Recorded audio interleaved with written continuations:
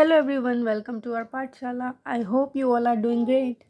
सो हमने कल complementary angles complete कर लिए थे।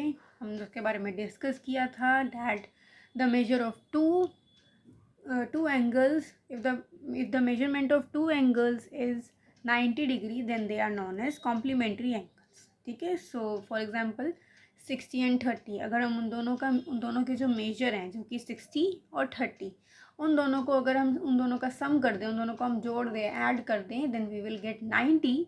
सो which means they are complementary angles. और हमने कुछ एग्जाम्पल्स भी डिस्कस किए थे और हमने ट्राई दीज भी किया था। So today we will start with supplementary angles. ये भी बहुत सिंपल हैं। ठीक है, नाम से पता चल रहा होगा supplementary angles. So supplementary angles, for example this is 100 degree angle, okay, and this is 80 degree angle A and angle B, okay।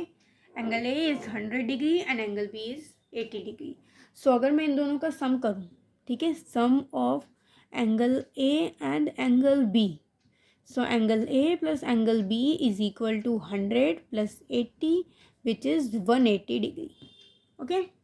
तो इससे क्या पता चलता है, the sum if the sum of the measures of the angles in each the pairs comes out to be 180, they are known as supplementary angles. और एक angle दूसरे का क्या होगा, सप्लीमेंट, जैसे कि कॉम्प्लीमेंट होते थे। तो 80 का सप्लीमेंट क्या हो जाएगा 100 और 100 का सप्लीमेंट क्या हो जाएगा 80। कॉम्प्लीमेंट्री एंगल्स में सम हो जाता था 90 डिग्री, सप्लीमेंट्री में क्या हो जाता है 180 डिग्री, ओके। ओके, सो उसके बाद है हमारे पास थिंक, डिस्कस एंड राइट। ठीक है, let's discuss, think, discuss and right.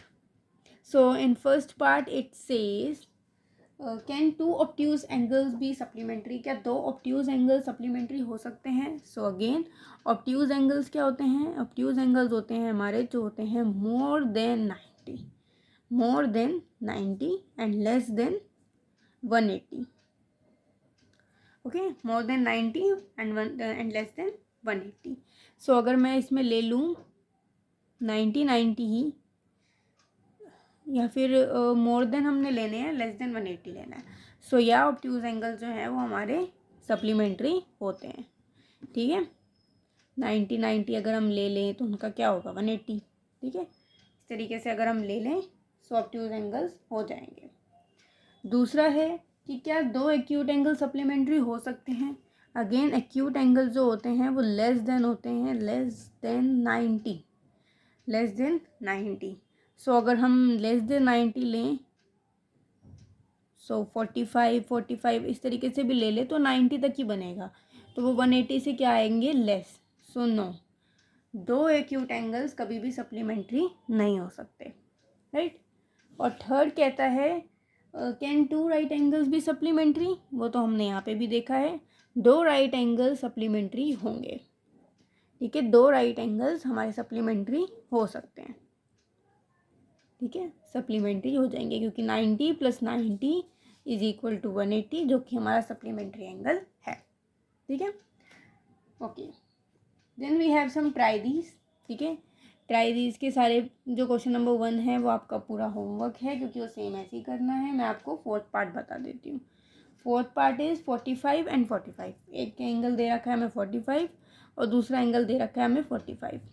तो हम इन दोनों का सम करेंगे। सो 45 + 45 इज इक्वल टू 90 डिग्री। सो ये हमारा सप्लीमेंट्री नहीं होगा। अब आप इसमें देख सकते हैं दोनों एक्यूट एंगल्स हैं, तो एक्यूट एंगल्स का सम सप्लीमेंट्री आया नहीं। ठीक है, नहीं आया। Okay, all right, now we can move to question number 2. So question number 2 says what will be the measure of the supplement of each of the following angles। so हमें इनका supplement निकालना है। सो फॉर एग्जांपल हम first part का ले लें। सो हमें angle एक दे रखा है 100, हमें इसका क्या निकालना है, सप्लीमेंट। सो सप्लीमेंट कैसे निकलेगा, supplement angle is equal to, total होता है हमारा 180 क्योंकि सम होता है 180 minus 100 we will get 80। So 100 का सप्लीमेंट क्या हो गया 80, okay. Okay, second part is 90। So 90 का अगेन सप्लीमेंट एंगल क्या होगा? Supplement angle is equal to 180 degree minus 90 degree. Degree ज़रूर लगा दीजिएगा, मैं ना लगाऊं पर आप ज़रूर लगा दीजिएगा, मैं भूल जाती हूँ। Supplementary angle 180 minus 90, it will be 90 degree. Okay, so right angle का सप्लीमेंट एंगल क्या होता है? खुद right angle he. Okay, third part is 55 degree. 55 degree का सप्लीमेंट एंगल क्या होगा? Supplement angle it will be 180 degree minus 55 degree. So 180 minus 55 is 135 degree. ठीक है, 135 डिग्री आ जाएगा। Okay, next is fourth which is 125 degree. इसका supplement angle कैसे निकलेगा? Again 180 minus 125, we will get 5 and 55. Okay, we will get 55. Okay, now we will move to question number 3.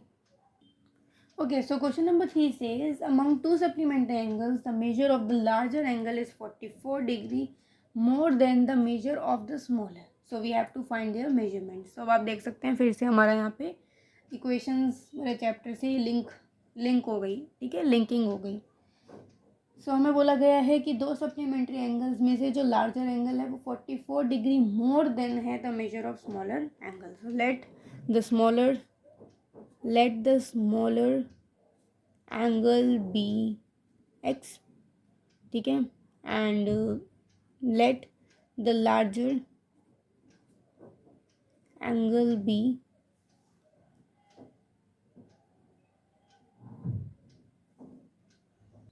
Okay. So हम एक काम करते हैं, हम लार्जर एंगल को एक्स लेते हैं और स्मॉलर को लेते हैं 180 माइनस एक्स, क्योंकि लार्जर तो एक्स ही होगा ना, स्मॉलर हमारा 180 माइनस एक्स करके छोटा नंबर आएगा, तो हम इसे स्मॉलर एंगल लेते हैं। उसके बाद बोला गया है कि measure of the larger angle is 44 more than measure of the smaller angle, which means larger angle minus 180 minus x is equal to 44। ठीक है, क्योंकि उससे इतना ज़्यादा है। Again x minus 180 plus x is equal to 44. 2x is equal to 44 plus 180. 2x is equal to 4. 2 to 4. ठीक है, we will get 2 to 4. Next यहाँ मल्टीप्लाई में उधर जाके क्या हो जाएगा? Divide, and we will get 112 degree. ठीक है, लाइक दिस।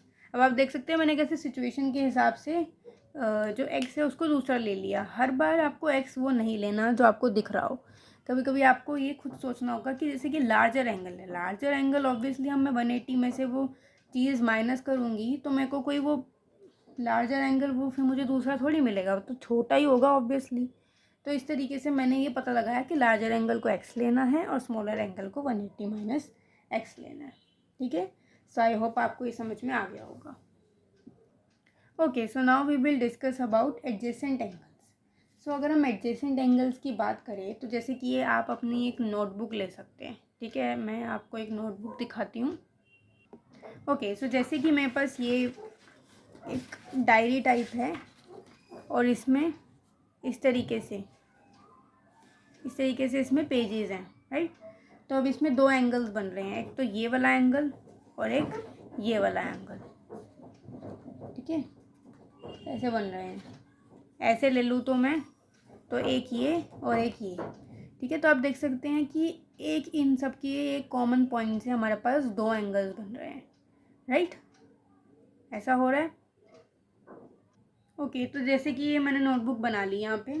ठीक है, ड्राइंग थोड़ी गंदी है पर आप अपनी एनसीईआरटी बुक में पेज नंबर 97 में भी देख सकते हैं, सेम ही बुक की फिगर बनी हुई है। ये मैंने बस सिरॉक्स की बनाई है।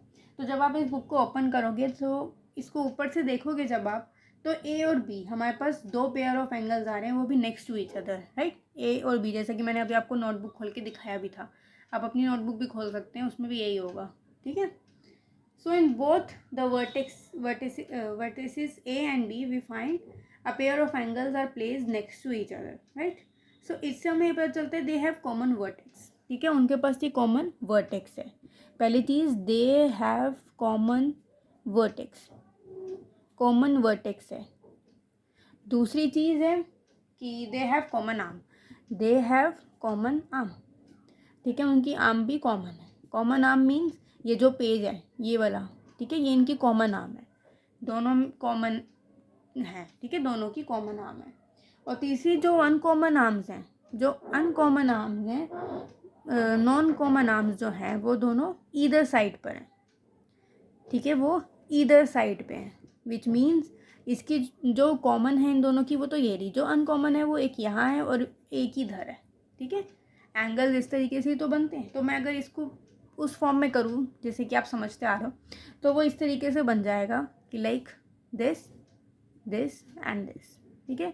ये हो गया हमारा ये एंगल ए, ये हो गया एंगल बी, ये हो गई उनकी कॉमन आर्म, ठीक है. ये वाली कैसे हो गई, कॉमन आर्म. वर्टेक्स इनका सेम है, एक कॉमन वर्टेक्स है, और ये इनकी हो गई नॉन कॉमन आर्म्स, ठीक है. ये नॉन कॉमन और ये भी हमारी क्या हो गई, नॉन कॉमन आर्म, ठीक है. सो अगर ऐसे बीच में ये जब तीनों कंडीशंस हो, ठीक है, कि उनकी कॉमन वर्टेक्स हो, कॉमन आर्म हो और नॉन कॉमन आर्म दोनों की एक ईदर साइड्स पर हो, तो हम उसे क्या कह देते हैं, एडजेसेंट एंगल्स, ठीक है. उन्हें हम क्या कह देते हैं, एडजेसेंट एंगल्स. जैसे कि ये एडजेसेंट एंगल है, अगर हम ट्राइदीज ही देखें तो ट्राइदीज में पहले वाला एडजेसेंट एंगल होगा, दूसरे वाला भी होगा, जो हमारा इस तरीके से बना है लाइक दिस. इसमें भी तो यही है, ये वाला जो एंगल है एक ये रहा, एक एंगल हमारे पास ये रहा, ठीक है, और एक एंगल हमारे पास ये रहा, ठीक है. अब इन दोनों की कॉमन आर्म है और नॉन कॉमन आर्म इधर साइड पर है, तो ये भी होगा. तीसरे वाले की अगर मैं बात करूं जो कि है इस तरीके से, तो क्या ये होगा, ये होगा, तो ये एडजेसेंट एंगल नहीं होगा. क्यों नहीं होगा, क्योंकि एक तो पहली बात इन दोनों के जो वर्टेक्स हैं वो डिफरेंट है, ठीक है, और ना इनकी कोई कॉमन आर्म है, तो इसलिए ये एडजेसेंट एंगल नहीं होगा, ये एडजेसेंट एंगल नहीं है, ठीक है. ओके, देन फोर्थ है हमारे पास. फोर्थ भी हमारा एडजेसेंट एंगल होगा कि नहीं होगा, let's find out.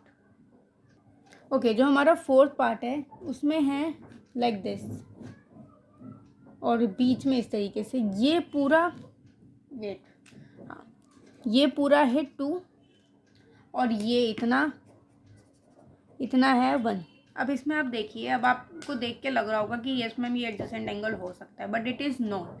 Y, because ये पूरा यहाँ तक है, ठीक है. इसका मतलब इसका जो एंगल होगा वो ये है, इसका ये है, और वो जो दूसरे वाला है उसका ये है.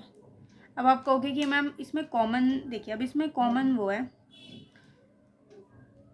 इसके अंदर कॉमन वर्टेक्स है, आर्म भी इनकी मैं कह सकती हूँ एक ये वाली कॉमन है, बट लेकिन ये एडजेसेंट एंगल्स नहीं हैं, क्योंकि इनके इधर साइड पर हमारा वो नहीं है, इधर साइड पर जो दूसरी आर्म है वो नहीं जा रही, ठीक है. तो ये हमारे एडजेसेंट एंगल नहीं होंगे. एडजेसेंट एंगल जो होते हैं वो एक साथ होते हैं, जैसे कि अब हमारा फिफ्थ पार्ट है उसमें वो एडजेसेंट एंगल्स होंगे, ठीक है, जो हमारे इस तरीके से बने हैं, क्योंकि इनकी एक कॉमन आर्म बीच में है और ये इस तरीके से एंगल. कॉमन आर्म के बाद इधर उधर होने चाहिए एंगल, ये नहीं कि वो पूरा उधर कवर कर रहा है, फिर वो एडजेसेंट एंगल नहीं होगा, ठीक है.